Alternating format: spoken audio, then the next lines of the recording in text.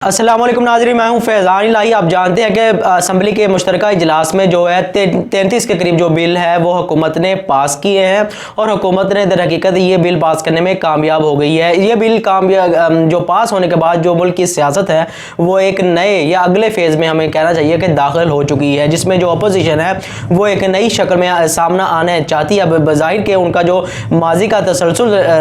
रहा है इस हुकूमत के अरसे के दौरान वो तो वही है, उनके मुतालबा या के जो हुकूमत के हवाले से खदशात हैं जो वो हुकूमत पर तनकीद करते हैं वो तो वही है, लेकिन वो इस लिहाज से नए फेज़ में दाखिल हो गई है कि हुकूमत ने जो कानून साजी की है उसको जाके सुप्रीम कोर्ट के अंदर वो चैलेंज करना चाहती है या करना चाहेगी या वो करेगी सुप्रीम कोर्ट में जाकर। और साथ ही साथ जो अपोजिशन की तमाम जमातें हैं उनके इत्तेहाद ने इसका इआदा भी किया है और इस हवाले से जो है बुनियादी तौर पर बयानात भी उनकी क़यादत की तरफ से दिए गए हैं। लेकिन अब इस वीडियो में हम बुनियाद बनाएंगे या वीडियो का हिस्सा बनाएंगे वो 33 के करीब जो बिल पास किए हैं हुकूमत ने वो बुनियादी तौर पर कौन कौन से हैं और उसको डिस्कस करेंगे फर्दन के बुनियादी तौर पर वो जो हुकूमत ने बिल पास किए हैं उसका अमली तौर पर क्या उसका क्या बुनियादी तौर पर असर होगा या बुनियादी तौर पर उसका बुनियादी तौर पर वो क्या असर रखते हैं अपने जो कानून साजी की है हुकूमत पाकिस्तान ने या इमरान खान की हुकूमत ने पार्लियामेंट के अंदर। बुनियादी तौर पर ये 33 के करीब बिल बनते हैं जो बुनियादी तौर पर इनमें से 2 बिल जो थे वो बुनियादी तौर पर अपोजिशन की जानब से पेश किए गए थे। तो 31 बिल है उनको फर्दर करके मैं आपको बता देता हूँ और इसमें से इंपॉर्टेंट अहमियत के जो बिल होंगे उस पर भी बात करेंगे और साथ ही साथ जो है कुछ अवामी जो मफादात के हवाले से बिल होंगे, कुछ दूसरे भी निजी सेक्टर के लिए जो बुनियादी तौर पर बिल पास किए हैं उनको भी बनाएंगे फर्दर। इसमें ज़्यादा टाइम नहीं लगाएंगे। तो सबसे पहले बात करते हैं कि सबसे पहले जो अहम तरीन जो है वो किया गया है तरमीमी बिल 2021, क्योंकि ये सारी तरमीमें 2021 में हो रही हैं तो ये तरमीमी बिल 2021 कहलवाएंगी सारी तरमीम। तो ये 2000 तरमीमी बिल में सबसे पहले तो इलेक्ट्रॉनिक वोटिंग मशीन को बुनियादी तौर पर जो है हुकूमत ने पास करवाया है कि जो भी वो अब इलेक्शन कमीशन ऑफ पाकिस्तान वो इस चीज़ का पाबंद होगा कि वोट जो है वो इलेक्ट्रॉनिक वोटिंग के जरिए करवाएगा। कि जो माहिरीन है इस बात का खदशा जाहिर कर रहे हैं कि हुकूमत ने इस चीज़ की वजाहत नहीं की कि बुनियादी तौर पर इलेक्ट्रॉनिक वोटिंग मशीन से ही बिल होंगे, क्योंकि ये इस चीज़ का एक तरह से इसमें से वो कानूनी एक तरह से रुख या रास्ता निकल सकता है कि हुकूमत ने यह कहा है कि इलेक्ट्रॉनिक वोटिंग मशीन से इंतखाबात होने चाहिए, लेकिन ये नहीं कहा कि सिर्फ इसी से होने चाहिए। यानी जो फॉर्मल तरीके से या पहले भी बुनियादी तौर पर होते थे जिस तरह से आम इंतखाब उस तरह से भी हो सकते हैं। तो ये एक तरह से कानूनी सकम इसके अंदर मौजूद है। लेकिन शबरी अफराज की तरफ से ये कहा गया है कि तकरीबन 1 लाख के करीब जो है वो मशीनें बुनियादी तौर पर बना सकते हैं अगर इलेक्शन कमीशन हुक्म करे तो, क्योंकि इलेक्शन कमीशन की तरफ से रिजर्वेशन वो की गई है, क्योंकि उनकी तरफ से कहा गया कि हो सकता है कि इस तरह से पॉसिबल ना हो कि इतनी जल्दी जो है इलेक्शन जो वो करवाया जा सके। तो शिबली अफराज की तरफ से इस चीज़ का इआदा या इस तरह का बयान इस चीज़ का इआदा करता है कि वो दर हकीकत बताना चाहते हैं कि वो कितने कॉन्फिडेंट हैं और इस हवाले से जो है वो अगर इलेक्शन कमीशन इशारा करें तो बुनियादी तौर पर ये भी वो कर सकते हैं। और साथ ही दूसरा इस बिल में दूसरी एक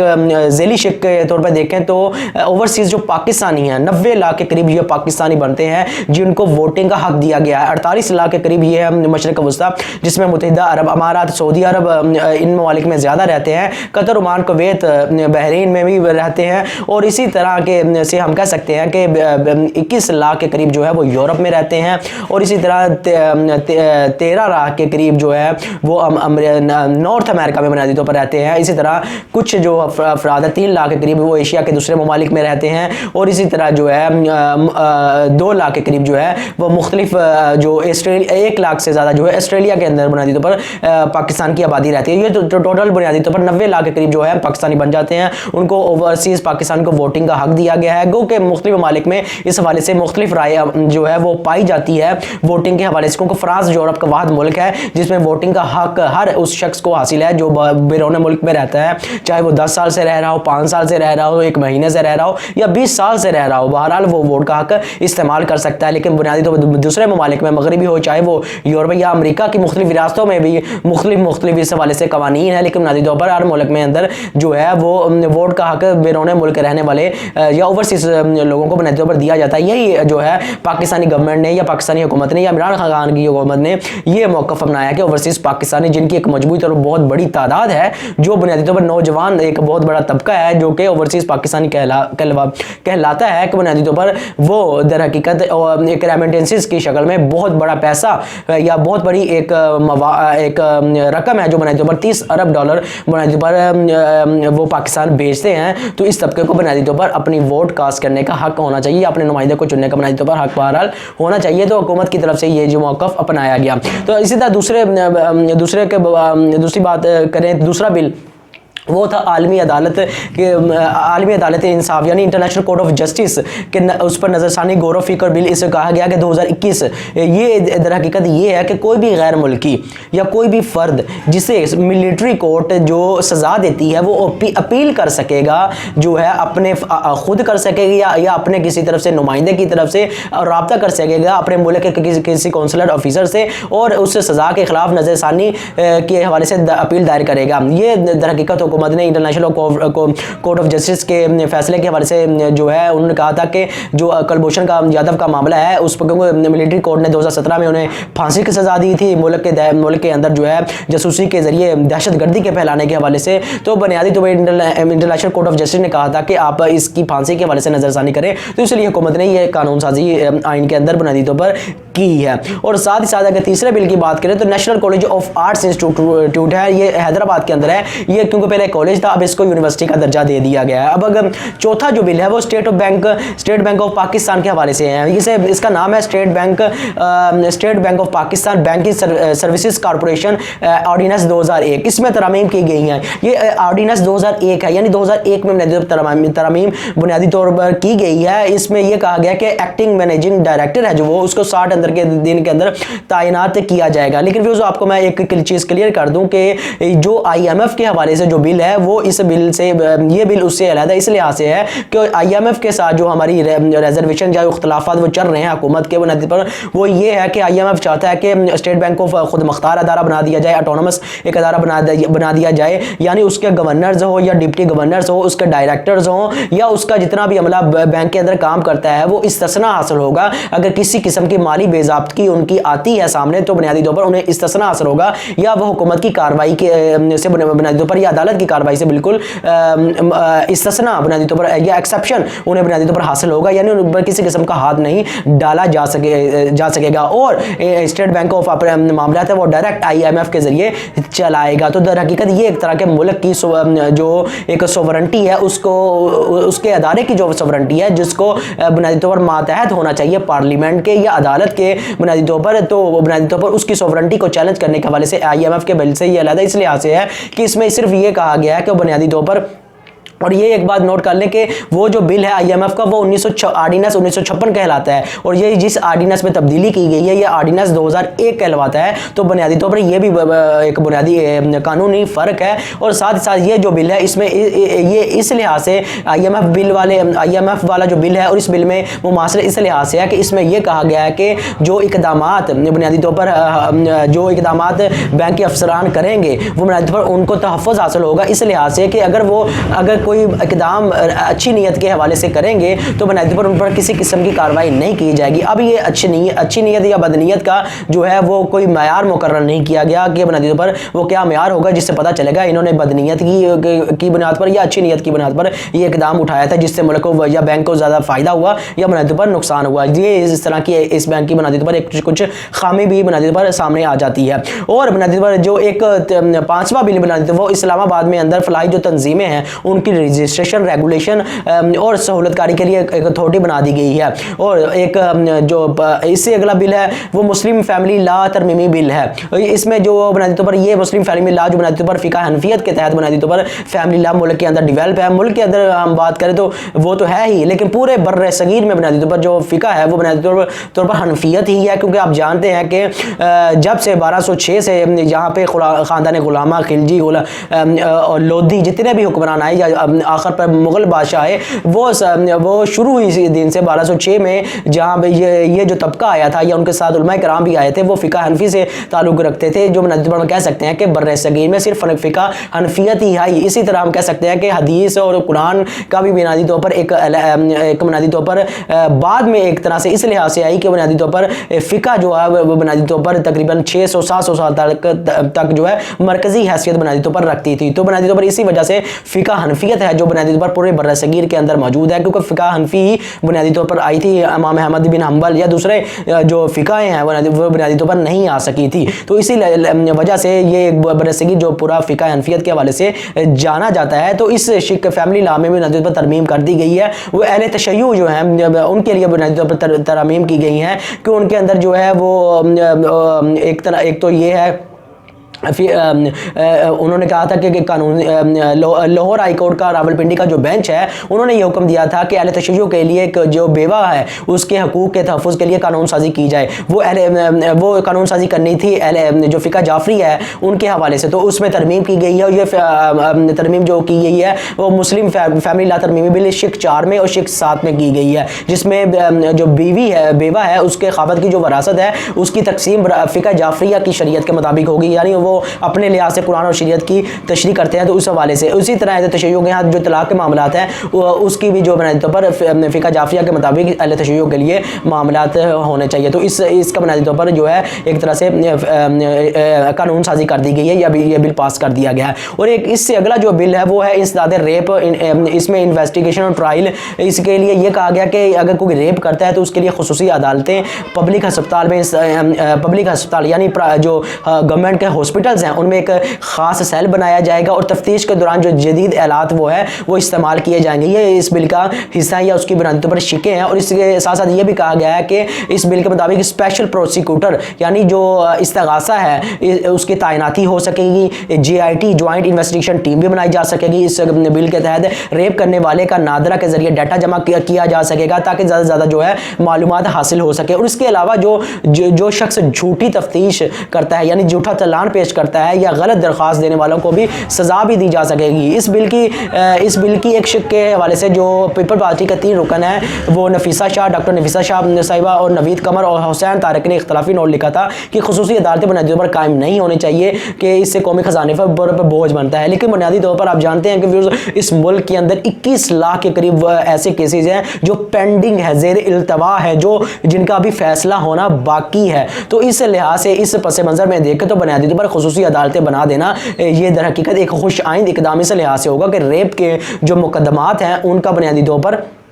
जल्दी से जल्दी ट्रायल हो सकेगा, जल्दी से जल्दी वो चलान पेश हो सकेगा और फिर फर्द जुर्म आयद हो सकेगी और फिर सज़ा जो बुनियादी तौर पर दी जा सकेगी। तो ये इस लिहाज से खुश आइन है। तो एक तरफ से ये एक तरह से उठा देना ये कि ख़जाने पे बोझ बनेगा। ख़जाने के पर बोझ तो पहले ही इतना है कि ब्यूरो की रसी की आप हुक्मरानों की इतनी जो बड़ी तनख्वाहें हैं आपको चाहिए कि उनमें से कम करके उसमें बुनियादी तौर पर आप शेयर कर दें तो बुनियादी तौर पर फिर ख़जाने पर बोझ नहीं पड़ेगा। कि बुनियादी तौर पर जो साफ है जो स्पीडी ट्रायल है वो बुनियादी तौर पर होना चाहिए, क्योंकि कहा जाता है कि जो अगर आप इंसाफ में देर करते हैं तो ये दर हकीकत आप इंसाफ से बुनियादी तौर पर इनकार कर देते हैं। तो बुनियादी तौर पर लेकिन इस बिल की एक और आपको मैं बात बता दूं कि एक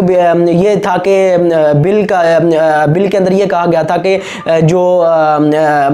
नामर्द बनाया जाएगा अगर कोई शख्स जो है बुनियादी तौर पर रेप करता है। वज़ीर आज़म पाकिस्तान इमरान खान ने इसकी तजवीज़ दी थी। इस अमल को कैस्ट्रेशन कहते हैं। कैस्ट्रेशन बुनियादी तौर पर इसका मकसद ये होता है कि केमिकल तरीके से जो है नामर्द बनाया जाएगा जितनी मुद्दत तक वो लोग बुनियादी तौर पर चाहेंगे। तो ये एक बिल जो है वो उसको हज़फ कर दिया गया या ख़त्म कर दिया गया है, क्योंकि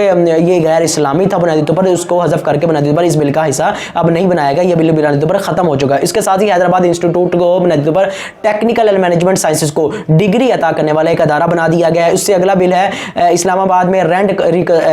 रिस्ट्रक्शन, यानी जो किरायादार है और जो मालिक है मकान है उस हवाले से जितने भी उनके दरमियान जो पैसों की लेन देन होगी वो रसीद के जरिए बुनियादी तौर पर होगी। और इस हवाले से जो है किराया वो बुनियादी तौर पर जो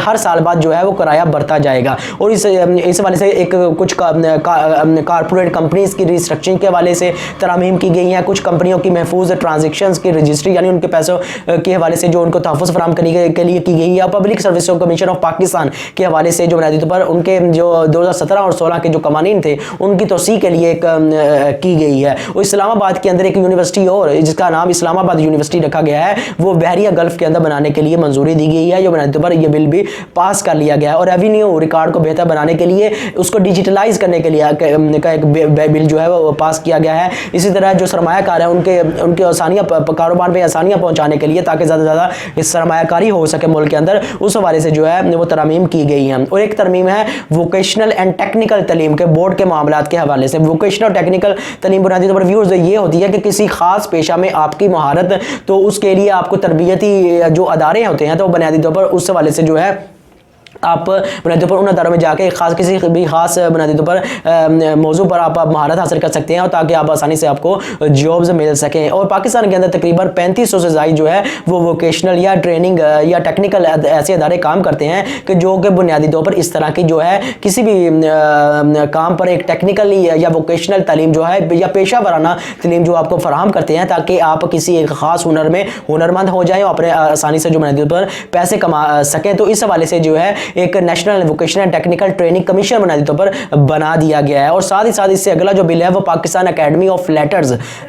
तरमीमी बिल बना दिया गया। इसमें यह कहा गया कि लफ्ज़ वफाकी हुकूमत इस अदारे से निकालकर मुतलका वजारत का नाम डाल दिया गया है। पाकिस्तान अकेडमी ऑफ लेटर्स जो है वो ये है, इसको उर्दू में हम कहेंगे तो अकादमी पाकिस्तान, बुनियादी तौर पर हम कह सकते हैं कि अकादमी पाकिस्तानी अदबियात, क्यों बुनियादी तौर पर ये अदबियात का शोबा है, या बुनियादी तौर पर हम कह सकते हैं कि पाकिस्तान का जो लिटरेचर है उसका बुनियादी तौर पर शोबा है। तो उसमें से क्योंकि ये वज़ारत ख़ज़ा तालीम के नीचे आता है, उसको सबसे पहले 1976 में जुल्फ़िकार अली भुट्टो के ज़माने में बनाया गया था। तो इस हवाले से जो बुनियादी तौर पर ये अदारा पहले खुद मुख्तार था, लेकिन बाद में इसकी खुद मुख्तारी ले ली गई और 2013 में इसको दोबारा खुद मुख्तारी दे दी गई। तो इससे ये कहा गया कि इसमें से जो वफाक का जो नाम है वो निकाल दिया जाए, क्योंकि ये वजारत तलीम के नीचे आता है, तो इसको वजारत तलीम ही बुनियादी तौर पर उसके नीचे ही अंडर शुमार किया जाना चाहिए, या उसका नाम ही इसमें इस्तेमाल होना चाहिए। और इसके अलावा इमिग्रेशन तरमीमी बिल और मैरीटाइम सिक्योरिटी एक्सचेंज तरमीमी बिल, गवादर पोर्ट एक बिल, ये 3 बिल यानी एक ही जो बिल का हिस्सा है वो भी इनमें जो है तरमीम की गई है, या बुनियादी तौर पर बिल पास किया गया है। पाकिस्तान नेशनल शिपिंग कॉर्पोरेशन में वफाकी हुकूमत की जगह अथॉरिटी का नाम बुनियादी तौर पर लिखने का, जिस तरह एक पिछले बिल था उसी तरह का ये भी एक बिल है। और फिर निजीकारी कमीशन जो है कि कवानीन में तरमीमी बिल के तहत मुख्तलिफ इख्तियारात वफाकी हुकूमत से लेकर, यानी वफाकी काबीना से लेकर वज़ीर आज़म को दे दिए गए हैं कि निजीकारी कमीशन के हवाले से कवानीन में अगर कोई तब्दीली होती है, कोई तरमीम करना चाहिए, तो इसके इख्तियार सिर्फ वज़ीर आज़म को होगा, क्योंकि पहले ये इख्तियार वफाकी काबीना को था। क्योंकि हम जिस सरमायादाराना निज़ाम में जीते हैं, जमहूरियत में जीते हैं, ये एक सरमायादाराना निज़ाम है, एक कैपिटलिज्म बुनियादी पर एक निज़ाम है। तो ये कैपिटलिस्ट या सरमायादाराना निज़ाम की खुसूसियत होती है कि उसमें निजकारी होती है या उसमें प्राइवेटाइजेशन होती है। अदारों को आप जो है हुकूमत अपने पास नहीं रखती, दूसरे लोगों को बुलाती है कि आप आएँ, इस अदारे को ख़रीदें, इसके शेयर्स खरीदें, इस पर सरमायाकारी करें, और इसमें से जो बेनिफिट होगा, जो पैसा कमाएंगे वो हुकूमत और आप बुनियादी तौर पर आपस में शेयर करेंगे। तो जिस तरह का मुआहिदा होगा उस मुआहिदे के रूह से। इसी तरह जो सोशलिस्ट निज़ाम है, चीन में है या रशिया में है, वहाँ पे सोशलिस्ट निज़ाम है या इश्तराकी इज्तिमाई या मुख्तलिफ नाम भी हम बुनियादी तौर पर उसे दे सकते हैं। तो वहाँ पे नेशनलाइजेशन होती है, वहाँ पे हुकूमत जो है वो जो लोगों के अदारे होते हैं, जो कारोबारी हजरात के अदारे होते हैं, उनको भी अपने कब्जे में ले लेती है, नेशनलाइज कर लेती है। तो बुनियादी तौर पर ये तो नेशनलाइज के नतीजे में ये होता है कि जो हुकूमत है वो बुनियादी तौर पर ज़्यादा से ज़्यादा पैसे अपने पास इकट्ठे करती रहती है। तो बुनियादी तौर पर जो एक मखसूस जो अवाम होती है, बुनियादी तौर पर ये मैं एक फ़लसफ़ियाना बात विज़ कर रहा हूँ, लेकिन इसके अमली जो पहलू हैं उन पर बात नहीं कर रहा, फ़लसफ़ियाना बात। तो ये उसकी बुनियादी तौर पर दौलत इकट्ठी होती रहती है। तो जो नेशनल प्राइवेटाइजेशन होती है उसमें ये होता है कि जो पैसे हैं वो ज़्यादा से ज़्यादा प्राइवेटाइजेशन, ये जो सरमायादार निज़ाम है वो ये कहता है कि आप ज़्यादा से ज़्यादा कारोबार कर सकते हैं, जितना चाहे पैसा कमा सकते हैं, कोई रोक टोक नहीं होती। तो बुनियादी तौर पर आप एक मखसूस टैक्स जो है वो अदा करें। और इसीलिए जो सरमायादार निज़ाम है जो यूरोप के अंदर है, अमेरिका के अंदर है, तो आप देखते हैं कि चंद लोग होते हैं जिनके पास दुनिया की तकरीबन 50 से 60% या उससे भी ज़्यादा जो दौलत वो होती है, जिसमें हम जेफ बेजोस या दूसरे बिल गेट्स है या इसी तरह के जो लोग हैं उनका नाम बुनियादी तौर पर ले सकते हैं कि जिनकी दौलत है वो 300 अरब डॉलर या इससे भी ज़्यादा जो वो दौलत है वो अपने पास रखते हैं। तो ये एक निज़ामों की वो बुनियादी तौर पर खुसूसियत होती है। तो बुनियादी तौर पर ये दोनों निज़ाम, चाहे वो कैपिटलिस्ट हो चाहे वो सोशलिज्म हो, वो बुनियादी बुनियादी तौर पर दोनों ही दो इंतहाओं पे खड़े हुए वो बुनियादी तौर पर साफ नजर आते हैं। एक एतदाल का निज़ाम बुनियादी तौर पर वो बिल्कुल खाम या बुनियादी तौर पर उसका जो रास्ता है वो बुनियादी तौर पर खाली दिखाई देता है। बहरहाल ये तो एक फलसफियाना बहस है, लेकिन ये बिल भी इसमें इसके जो इख्तियार है वो वज़ीर आज़म को दे दिए गए हैं। उसके अलावा से ये कहा गया कि प्रिवेंटेशन ऑफ बॉडी होर्डिंग यानी ज़ख़ीरा अंदोज़ी जो करेगा बुनियादी तौर पर उस हवाले से जो है बिल मंजूर किया गया है कि इस बिल में यह कहा गया कि अगर कोई शख्स ज़ख़ीरा अंदोज़ी करता है, ये बिल का इससे बिल का इतलाक़ सिर्फ इस्लामाबाद में होगा। कहा गया कि अगर इसकी सज़ा जो 3 साल होगी और जो इस माल की मालियत होगी उसका 50% उससे जुर्माने की सूरत में ले लिया जाएगा जो ज़ख़ीरा अंदोज़ी करेगा। अब ज़ख़ीरा अंदोज़ी के हवाले से जो अगर कोई शख्स मालूमात फराहम करता है तो उसको 10% इसमें से हिस्सा दिया जाएगा और उसका जो है नाम भी सिगाए राज में बुनियादी तौर पर रखा जाएगा। उसी तरह जो इस्लामाबाद के शहरी हैं उनको साफ ग़िज़ा पहुँचाने के लिए एक कैपिटल टेरिटोरी अथॉरिटी एक फूड सेफ्टी जो बिल है वो मंजूर किया गया। इंसदाद करप्शन के हवाले से सज़ा को बढ़ाने के लिए बिल पास किया गया है। नेपरा जो एक्ट है यानी national electric power regulatory authority, उसमें डिस्ट्रीब्यूशन ट्रांसमिशन के हवाले से एक तब्दीली की गई है। इसी तरह जो है एक होम्योपैथिक आयुर्वेदिक या इस हवाले से जो है तलीमी काबिलियत के हवाले से एक बिल पेश किया गया है। एक और बिल जो बुनियादी तौर पर हम कह सकते हैं एम्बुलेंसेज और फायर ब्रिगेड के हवाले से पेश किया गया है। ये भी बिल सिर्फ इस्लामाबाद के में इसका इतलाक होगा कि अगर कोई शख्स एम्बुलेंसेज और फायर ब्रिगेड को रास्ता फराहम नहीं करता तो इस पर 3000 तक जुर्माना हो सकता है। तो ये 31 बिल बन चुके हैं। 2 के करीब जो है अपोजिशन में दिए थे। अपोजिशन का एक बिल था इंटरनेशनल इंस्टीट्यूट ऑफ बिल 2021 और दूसरा बिल मुस्लिम लीग नून ने बुनियादी तौर पर पेश किया था। तो टोटल ये 33 के करीब जो बुनियादी तौर पर बिल बन जाते हैं व्यूअर्स। और हमने सबसे पहले अगर हम बात करें तो सबसे अहम जो बिल थे वो आपका इलेक्ट्रॉनिक वोटिंग मशीन का बिल, ओवरसीज पाकिस्तानी के हवाले से बिल और जो स्टेट बैंक ऑफ पाकिस्तान के हवाले से जो बिल की जो एक तरह से रिजर्वेशन शेयर की जा रही थी वो उस हवाले से जो